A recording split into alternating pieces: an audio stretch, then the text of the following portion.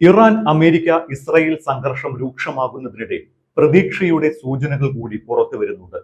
പശ്ചിമേഷ്യയിലെ സംഘർഷങ്ങൾ അവസാനിപ്പിക്കാൻ രഹസ്യ ചർച്ചകളിലൂടെ വെടിനിർത്തലിനുള്ള ചട്ടക്കൂട് തയ്യാറാകുന്നുവെന്നാണ് റിപ്പോർട്ടുകൾ.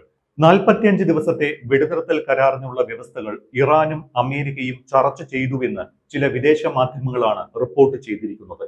2 ഘട്ടമായി നടപ്പാക്കാവുന്ന കരാറിന് വേണ്ടിയുള്ള ചർച്ചയാണ് പുരോഗമിക്കുന്നത് എന്നാണ് വിവരം. ഇതിന്റെ ആദ്യഘട്ടത്തിൽ താൽക്കാലിക വെടിനിർത്തൽ കൊണ്ടുവരികയും ആ സമയത്ത് യുദ്ധം അവസാനിപ്പിക്കാനുള്ള ഉടമ്പടികളിൽ എത്തിച്ചേരുകയും ചെയ്യുക. 2ാം ഘട്ടത്തിൽ യുദ്ധം അവസാനിപ്പിക്കുന്നതിനുള്ള സമഗ്രമായ കരാർ കൊണ്ടുവരിക. ഇതാണ് നിർദ്ദേശം. പാകിസ്ഥാൻ, ഈജിപ്ത്, തുർക്കി എന്നിവരാണ് ഈ ചർച്ചകളിൽ മധ്യസ്ഥത വഹിക്കുന്നത് എന്നാണ് വിവരം. കൂടാതെ അമേരിക്കൻ പ്രസിഡന്റ് ഡൊണാൾഡ് ട്രംപിന്റെ പ്രതിനിധി സ്റ്റീവ് വിറ്റ്കോഫും ഇറാന്റെ വിദേശകാര്യമന്ത്രി അബ്ബാസ് അരാക്ചിയും തമ്മിൽ സന്ദേശങ്ങൾ കൈമാറിയതായും ചില വിവരങ്ങളുണ്ട്. എന്നാൽ ഹോർമുസ് കടലിടുക്ക് വീണ്ടും തുറക്കുന്നത് പോലുള്ള പ്രധാന കാര്യങ്ങളിൽ വിട്ടുവീഴ്ച ചെയ്യാൻ ഇറാൻ വിസമ്മതിക്കുന്നത് ചർച്ചകളിൽ വലിയ തടസ്സമാണ് സൃഷ്ടിക്കുന്നത് എന്നും റിപ്പോർട്ടുകളുണ്ട്. മുൻകാലങ്ങളിൽ സമാധാന കരാറുകൾ പരാജയപ്പെട്ട സാഹചര്യത്തിൽ കേവലം താൽക്കാലിക വെടിനിർത്തലിന് മാത്രം തയ്യാറല്ല എന്ന നിലപാടാണ് ചർച്ചയിൽ ഇറാൻ സ്വീകരിച്ചത്. യുദ്ധം, വെടിനിർത്തൽ, ചർച്ചകൾ, വീണ്ടും സംഘർഷം എന്നിങ്ങനെ ആവർത്തിച്ചു വരുന്ന വളരെ മോശമായ അനുഭവങ്ങൾ ആവർത്തിക്കാൻ താല്പര്യമില്ല എന്നാണ് ഇറാൻ ചർച്ചയിൽ വ്യക്തമാക്കിയിരിക്കുന്നത്.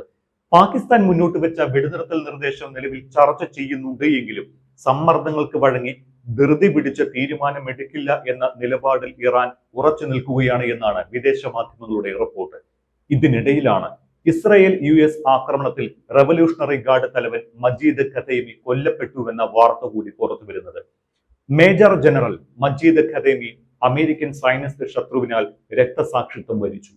പുലർച്ചെയുണ്ടായ ആക്രമണത്തിലാണ് കരുത്തനും വിദ്യാസമ്പന്നനും ഇറാന്റെ രഹസ്യാന്വേഷണ വിഭാഗത്തിന്റെയും റവല്യൂഷണറി ഗാർഡിന്റെയും തലവനായ അദ്ദേഹത്തിന്റെ അന്ത്യം എന്നാണ് IRGC അവരുടെ ടെലഗ്രാം ചാനലിൽ കുറിച്ചിരിക്കുന്നത്. ഇറാന്റെ ഉന്നത നേതാക്കളെ വധിക്കുന്ന അമേരിക്കൻ ഇസ്രായേൽ നീക്കം തുടരുന്നുവെന്നാണ് ഇതിലൂടെ വ്യക്തമാകുന്നത്. സമാധാന ചർച്ച നടത്തുന്ന നേതാക്കളെ വധിക്കില്ല എന്ന് അമേരിക്കൻ പ്രസിഡന്റ് ഡൊണാൾഡ് ട്രംപ് പറഞ്ഞതിന് തൊട്ടു പിന്നാലെയാണ് ഈ ഒരു മരണവാർത്ത കൂടി പുറത്തു വന്നിരിക്കുന്നത്. 45 ദിവസത്തെ താൽക്കാലിക വെടിനിർത്തലിന് US ഇറാനുമായി ചർച്ചകൾ നടക്കുന്നതിനിടെ IRGCയുടെ തലവൻ തന്നെ കൊല്ലപ്പെടുന്നത് ഈ യുദ്ധാന്തരീക്ഷം കൂടുതൽ മോശമാകുമോ എന്ന ആശങ്ക കൂടി ഇപ്പോൾ ലോകത്തിന് മുന്നിലുണ്ട്. അതേസമയം തിങ്കളാഴ്ച മുതൽ പ്രാബല്യത്തിൽ വരുന്ന രീതിയിൽ സമാധാന ചർച്ചകൾക്കും ഹോർമുസ് കടലിടുക്ക് തുറക്കാനുമുള്ള നിർദ്ദേശം സമാധാന ചർച്ചയുടെ ഭാഗമായി മുന്നോട്ട് വെക്കപ്പെട്ടിരുന്നു. എന്നാൽ മധ്യസ്ഥ ചർച്ചകളുടെ ഭാഗമായി താൽക്കാലിക വെടിനിർത്തൽ എന്ന ധാരണയിൽ എത്തിയാലും ഹോർമുസ് കടലിടുക്ക് തുറന്നു കൊടുക്കില്ലെന്ന നിലപാടിൽ തന്നെയാണ് ഇപ്പോഴും ഇറാൻ ഉള്ളത്.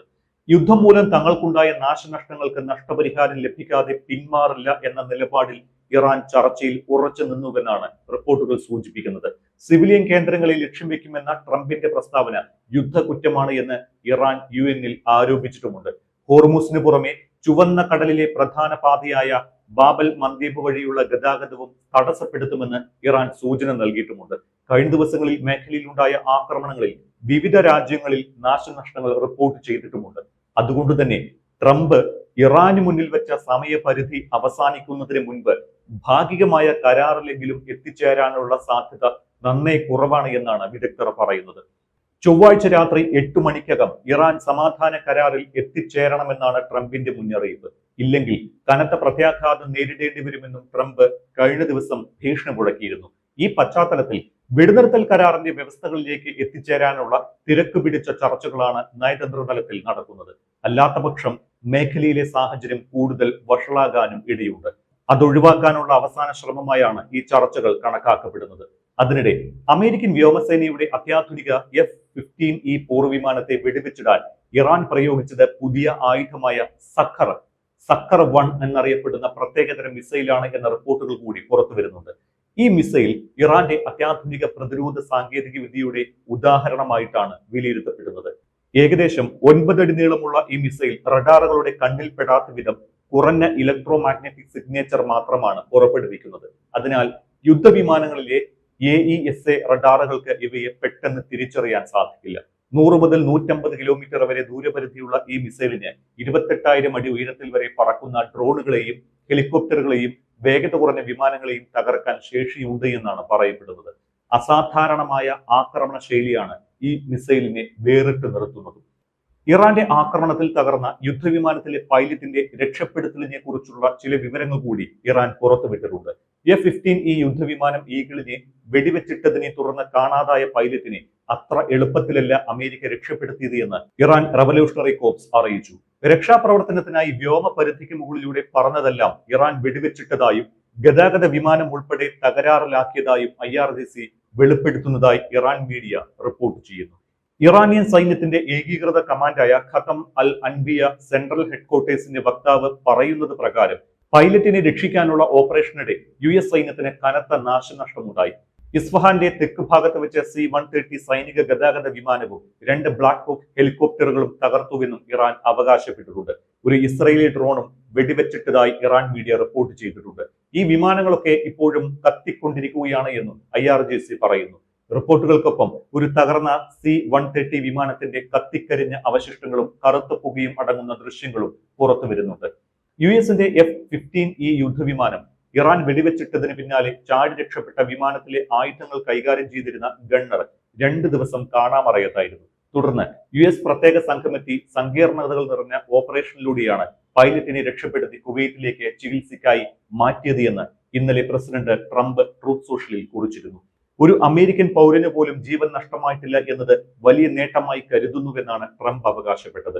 ലോകത്തെ ഏറ്റവും മാരകമായ ആയുധങ്ങൾ ഘടിപ്പിച്ച ഡസൻ കണക്കിന് വിമാനങ്ങളാണ് പൈലറ്റിനെ രക്ഷിക്കാനായി അമേരിക്ക അയച്ചത് എന്ന് അൽ ജസീറ ഉൾപ്പെടെയുള്ള മാധ്യമങ്ങൾ കഴിഞ്ഞ ദിവസം തന്നെ റിപ്പോർട്ട് ചെയ്തിരുന്നു.